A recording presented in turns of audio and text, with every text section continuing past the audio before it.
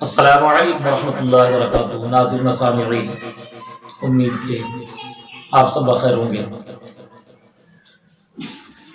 آج ہم جانیں گے نماز کا ایک اہم مسئلہ کہ نماز میں امام سے سہو واقع ہوا اور سجدہ سہو واجب ہوا تو مقتدی پر بھی سجدہ سہو واجب ہوگا، اگرچہ امام کے سہو واقع ہونے کے بعد مقتدی جماعت میں شامل ہوا ہو۔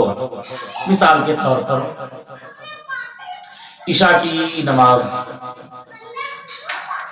فرض نماز کے قعدہ اولیٰ میں امام سے تشہد کے بعد سہو واقع ہوا، تشہد کے بعد انہوں نے درود شریف پڑھ دی یا 3 تسبیح کی مقدار وہ خاموش بیٹھے رہے تو تاخیر کرنے کے سبب سے سجدہ سہو امام پر واجب ہوا تو مقتدی پر بھی سجدہ سہو واجب ہوگا۔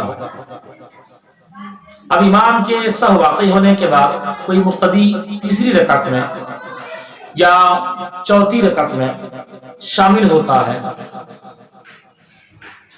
تو امام کے ساتھ ساتھ وہ مقتدی جو جماعت میں شامل ہوا تیسری رکعت اور چوتھی رکعت میں اس پر بھی سجدہ سہو واجب ہوگا۔